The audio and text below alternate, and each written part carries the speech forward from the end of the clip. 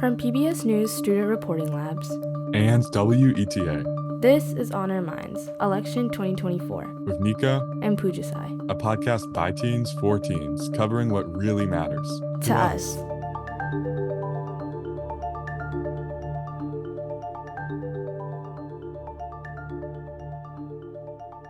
Hi, Pujasai. Oh my gosh, I'm so excited for our first episode. I know, we've been working on it since a year. This project has been in the making. It's especially special to us because we were the ones that pitched it back in last November. There's a lot of media about the election, but no one is really focusing on youth. And I don't mean that they're not putting out polls about youth or trying to figure out how they're going to vote or what they vote as a demographic. What I mean is people aren't really focusing on their experiences and how they feel, right?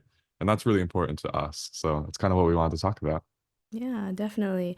We do want listeners to know that none of the episodes are breaking news. We are recording them a few weeks before they come out. We have so many students from across the country who are working on absolutely amazing stories. And I think that our listeners are going to love it. So we probably should let listeners know a little bit about us. So my name is Pujasai. I'm 16. I use she, her pronouns. I live in Frisco, Texas. That's 20 minutes away from Dallas. Why this is super important for me. I'm an immigrant. My elementary school, or maybe just the education system itself, it just kind of puts off this stereotypical fact that America's this great utopia or something. This is something my parents told me a lot of, and how there's just so many opportunities here. And when you start growing up more, or maybe this is just me because I just consume a lot of news that I read, it just made me think more wait, America's great, I love it, but there's still a lot of things that this country could work on. Yeah. So I'm Nico. I'm from San Jose, California, a little bit south of San Francisco. And I'm 16. I'm going to be a junior this year. Yeah, I go by he, him pronouns. I think that the reason that I'm so excited about this election is for the very same reason that I'm, proud to be an American. And I have a book right here from Martin Luther King Jr. called Where Do We Go From Here? Chaos or Community? And I think that that title really resonates with me, at least this year, right? Because it feels like we're really going down that path of chaos.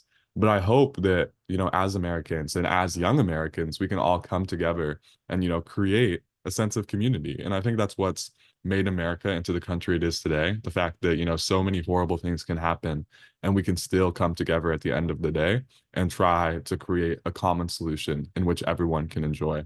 And on today's episode, we're really exploring what does America mean for young people? When I was younger, I would always love asking just everyone I knew basically, what does America mean to you? And every time I'd ask it, I'd get a completely different answer. It really means a lot of different things to different people. First up, we have special correspondent Grace Go from Mercer Island, Washington. Here's Grace. Hollywood, American football, the 4th of July. I'm Grace Go, a second-generation Korean American living in the greater Seattle area. And when I think of my country, America, I don't think of any of these things. I think of the American dream. In many ways, my childhood has been pretty normal. I watched Sunday football with my dad, went to McDonald's anytime my mom would let me, and played with the neighborhood kids every weekend. But I've also moved schools 9 times. Surprisingly, this didn't bother me a lot. I felt like I made friends easily and always looked forward to a new adventure. Yes, sometimes it was difficult, but the experiences have shaped who I am. But to this day, I still don't have an answer to why. Why did my parents make me move schools so often? So I sat down with my mom and asked her. Even though we knew that moving to different school is hard on Grace, we decided to push forward to find a better education environment for her. So we moved quite a bit, mainly for putting her better school district. So we are satisfied and grateful for the opportunities that we could provide for her. My mom's name is Migyung, or Mia for short. She's a first-generation Korean immigrant who grew up in an impoverished area near the 38th parallel, the border between North and South Korea. While I spent childhood summers going to soccer camps and going on vacations, my mom spent her summers working on her family's vegetable farm.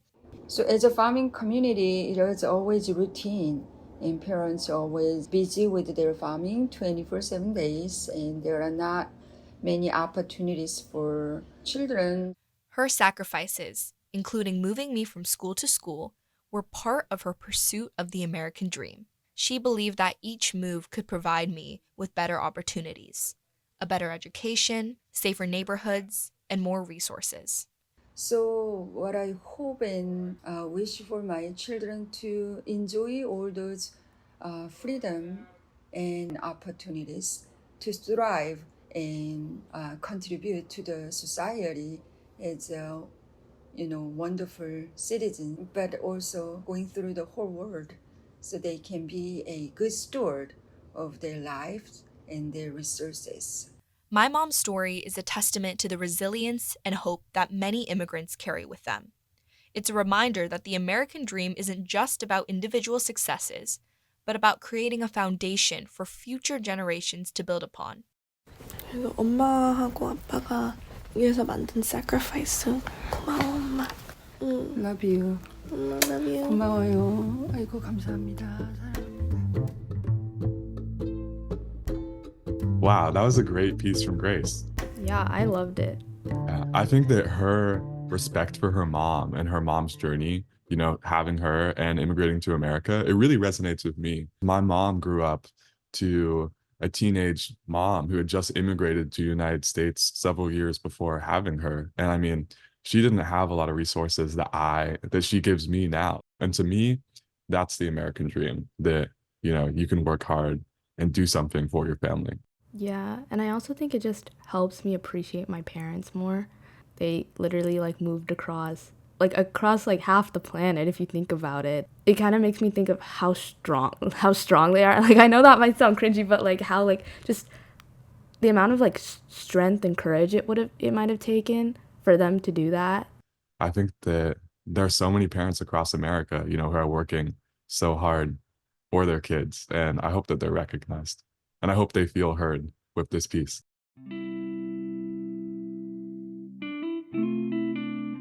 But let's hear from some more young people. Student reporter Natalie Erzel from Leander, Texas, interviewed people at her high school. Here's Natalie. How would you describe your understanding of America and what values or principles have associated with it? America kind of facilitates freedom and innovation, like exploration. It's a very welcoming and open place compared to the rest of the world. It is such a complex country with so many different ethnic groups and minorities. Each state is so culturally advanced and different. So, what influences have shaped your perception of America? Being in the public school system, I think it definitely alters your preconceptions of what America is. As educators try to keep it, there'll always be some bias when exploring conflicts with other nations or kind of our growth as a society and our growth as a country. I think when we're young, especially in elementary school, we are taught the absolute best things about America, and they just neglect to tell us about the bad things we have done. You learn more about what's happening around the world, different perspectives. And that really makes me understand patriotism and all that is great, but we're not saints, you know what I mean? Censorship's a big part of school. You always hear your teachers saying, "Oh, I can't really talk about my political opinion like that. I don't think we should be talking about that in class." How do you envision the concept of America evolving in the years to come? I think we're definitely in a shifting time period for sure. We're definitely more accepting to more, I guess, not as traditional practices, whether that's sexuality or gender. Gen Z, millennials, the younger generations truly push back, as we're seeing with the college protest, and we start demanding better minimum wage, better housing, education.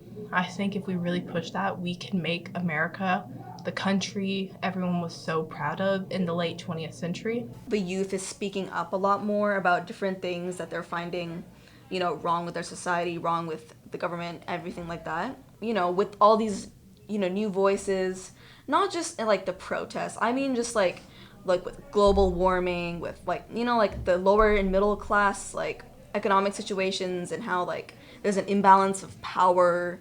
All that just takes into account like how we are going to evolve. I think like all the protests and stuff that are happening and uprisings against the government, it's just gonna only get greater and stronger. Exploring the concept of America is more than just a lesson plan. It is a lens through which we can view the changing landscape of our society and our aspirations. It's evident that the American dream is a complex narrative that continues to shape our nation. One of those voices was Pierce Martin, who you might recognize from last season. Yes. And like what he says about public school like alters your perception on what America is. Like you could not be any more valid, Pierce. He is being real for that. What I think is really interesting about public school is it's kind of like one thing that we can all like relate to, because no matter where you are in the United States, you have a right to go to a public school. But at the same time, like I feel like different states, they have different standards. And especially in like history classes, I'm a big history nerd. They teach like wildly different things. Like even if they're talking about the same like subject, it's like basically a different story. I can definitely relate to that because, well, I moved to Texas just before my freshman year, and history classes are very different from Nebraska to Texas. We wanted to hear from a professional political journalist. We spoke to Lisa Desjardins, a PBS News correspondent. Her interest in politics began as a kid, and we wanted to talk to her about her experiences. Here's Lisa. Lisa, when you were a teenager, how did you see politics and consume political media?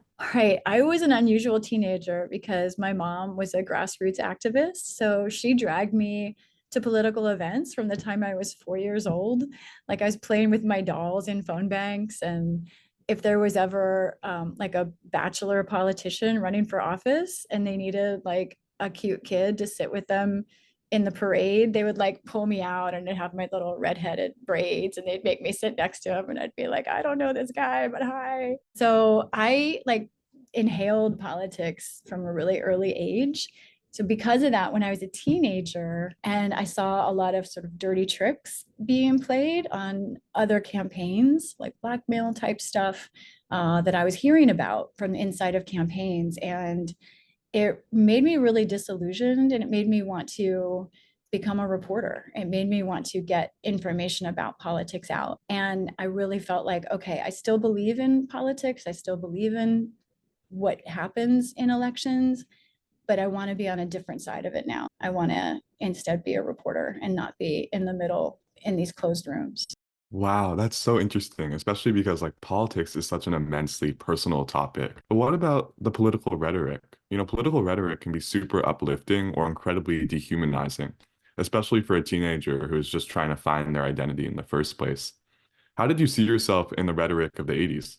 You know, it really was a different time where I felt like it was more, it was a more happy-go-lucky time. You know, there were plenty of world problems then.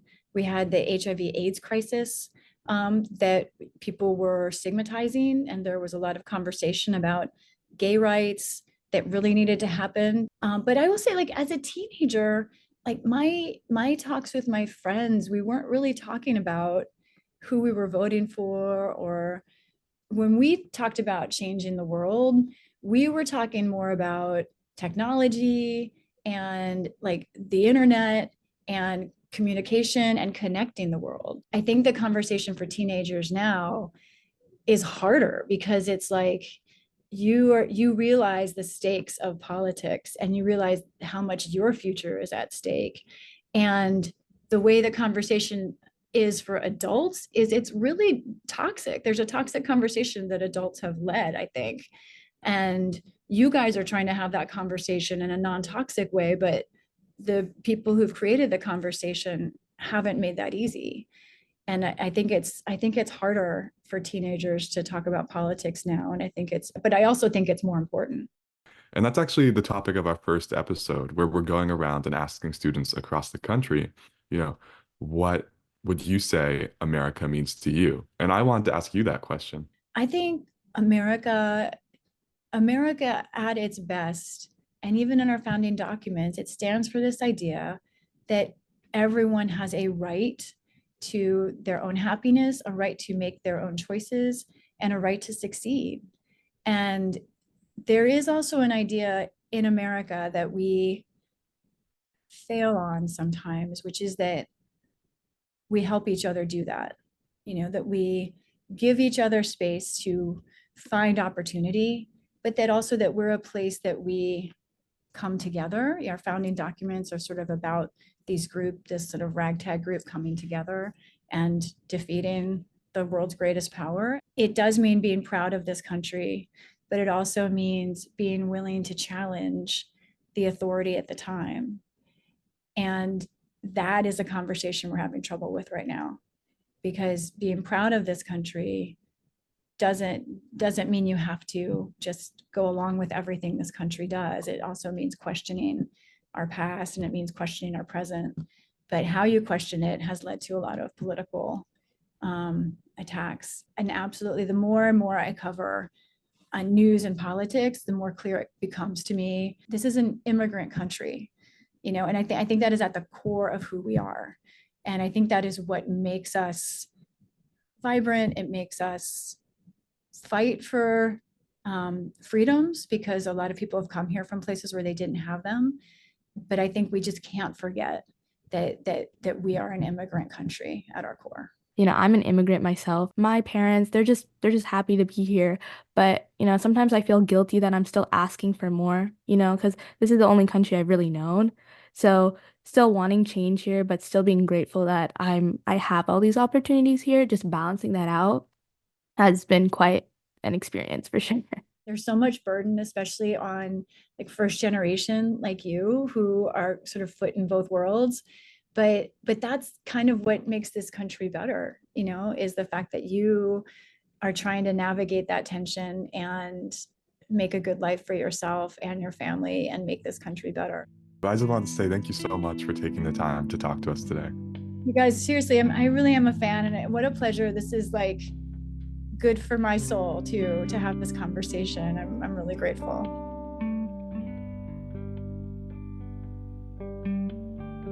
Wow, that was a great conversation. Yeah, I definitely learned a lot, and I feel really behind. Lisa be starting her political activism journey since she's like 4 or something, and I just started like this year. Yeah, we have some catching up to do, but shout out to Lisa.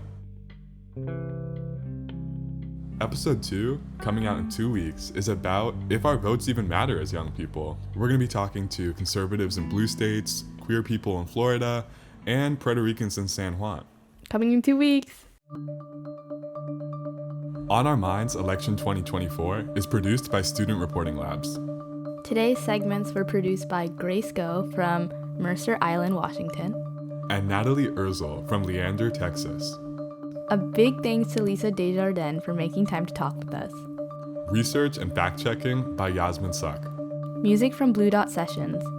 This episode was produced by lead podcast producer Bridget Gansky with help from associate producer Wyatt Mays.